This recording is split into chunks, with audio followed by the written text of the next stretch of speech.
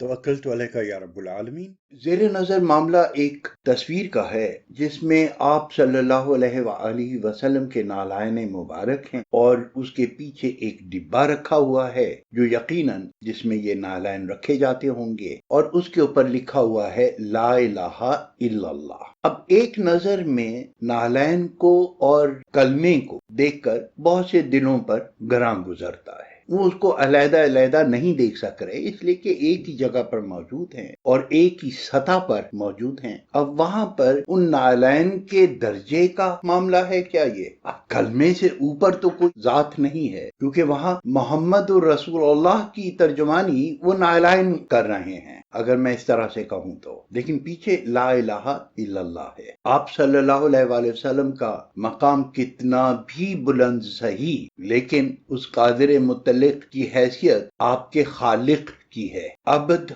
और माबूद की है। जहां बहुत जगह आपको अल्लाह का गुलाम और बंदा, हम लोग आमतौर पर अब्द का तर्जुमा जब करते हैं अल्लाह के रसूल के लिए गलत करते हैं क्योंकि हमारी जबान, हमारा एहतराम और हमारी अपनी कमाईगी, अपनी जात की इनकिसारी है वजह तौर पर वो इस अमर की इजाजत नहीं देती कि हम अल्लाह के रसूल को भी गुलाम कहें या गुलाम से तशबीह दें। लेकिन अबद का मतलब तो बहरहाल गुलाम है। हम तर्जुमा करते हैं अल्लाह के बंदे और रसूल हैं। व अशहदन्न मुहम्मदन अब्दहु व रसूलहु। आप सल्लल्लाहु अलैहि वसल्लम से मुतालिक हमारी जो हसासियत है वो हमें अब्द का सही तर्जुमा भी करने नहीं देती। रसूलुल्लाह सल्लल्लाहु अलैहि वसल्लम की सीरत से मुतालिक एक तकरीब थी, वहां मेरे वालिद साहब भी मौजूद थे। तो जब उनसे कहा गया कि आप हाजरीन को अपने ख्यालात से मुस्तफीद कीजिए तो वालिद साहब ने कहा कि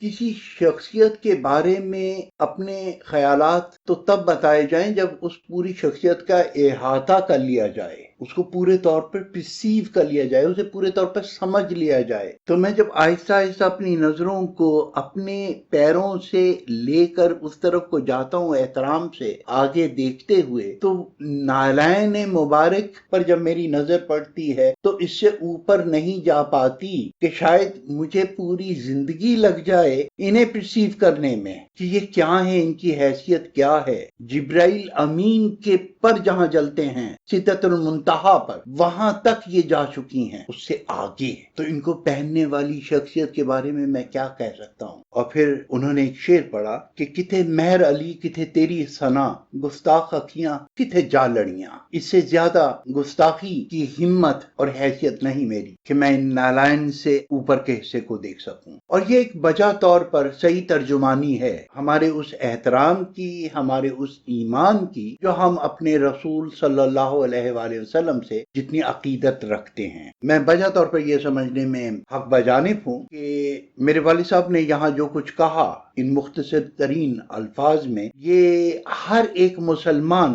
की दिली आवाज है। लेकिन आज जिस तस्वीर को देखकर मुझसे ये सवाल किया गया और ये तस्वीर मुझे भेजी गई है कि मैं इससे मुतालिक कुछ कहूँ, तो वहां मैं सिर्फ ये कह सकता हूँ कि भाई ये नालायन आपके लिए, मेरे लिए बहुत एहतराम की चीजें हो सकती हैं और हैं, लेकिन जितना एहतराम हम इन्हें दे रहे हैं क्या अल्लाह के रसूल भी उतना एहतराम दे रहे थे? आपके लिए और मेरे लिए तो ये सर का ताज बल्कि उससे भी ऊपर की चीज हो सकती है कि हम तो इस काबिल भी नहीं कि इसको ताज के तौर पर भी अपने सरों पे रख सकें। इतने गुनाहगार सर हैं हमारे। उस सत्तार ने हमारी सत्तारी की हुई है, जमीन ने हमें बर्दाश्त किया हुआ है और यही उम्मीद है कि अल्लाह तबारक ताला की ये रहमत हम पर इसी तरह से कायम रहेगी और इसी पर्दे में वो हमारे गुनाहों को छुपाकर हमारी मग़फ़िरत कर दे और हमारी आक़िबत की हिफाजत फरमाए, हमारी आखिरत की कामयाबी और कामरानी का जरिया बना दे, हमारी इन मनाजात को कबूल कर ले, हमारी तौबा को कबूल कर ले और उसकी तौफीक दिए रखे। वरना हमारे हालात तो बिल्कुल मुख्तलिफ हैं। बाहर तौर हम इस काबिल भी नहीं कि ये ताज बनकर भी हमारे सरों पर आ सकती, हमारे सर भी इस अहल नहीं हैं, लेकिन इनका मकाम रसालत में भी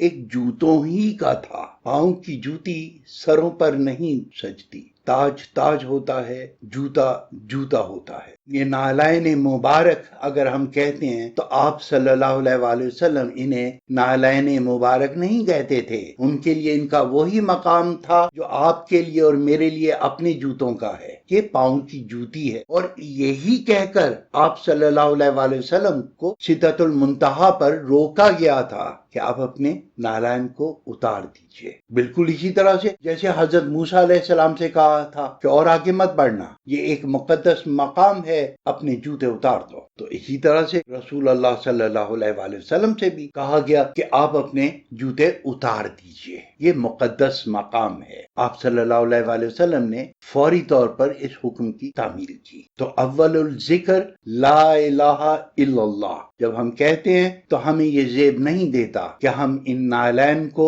اللہ تبارک تعالیٰ کے ساتھ کوئی نسبت پیدا کرنے کی کوشش کریں۔ وہاں ہمیں یہ دیکھنا ہوگا کہ وہ معبود ہے، وہ خالق ہے، اور یہ اس کی مخلوق کی سب سے ادنا حیثیت کی چیز ہے۔ اس کا مقام ہماری نظر میں کچھ بھی صحیح، لیکن آپ صلی اللہ علیہ وسلم اسے جوتوں کے طور پر استعمال کرتے تھے، اپنی ذات کو گندگی اور غلاظت اور راستے کی دھول اور پتھر اور کنکر اور یہ کانٹوں سے بچاؤ کے لیے استعمال کرتے تھے، بالکل اسی طرح سے جس طرح سے ہم اپنے جوتوں کو استعمال کرتے ہیں۔ آپ صلی اللہ علیہ وسلم ہمیں کبھی بھی اجازت نہ دیتے کہ ہم آپ کے نالین کو اس شیلف پر رکھیں جہاں پر قرآن رکھا گیا ہے یا جہاں کلمہ طیبہ لکھا ہوا ہے۔ تو صد احترام سے ہی، لیکن احتیاط بہت بہت بہت بہت واجب ہے کہ ان سے اپنا اور ان نالین کا فاصلہ مت دیکھیے، بلکہ ان نالین کا حق تعالی شانہ کے اسم مبارک کا فاصلہ دیکھیے۔ اللہ پاکستان اور پاکستان کے حامیوں کو اپنے حفظ و امان میں رکھے۔ فی امان اللہ۔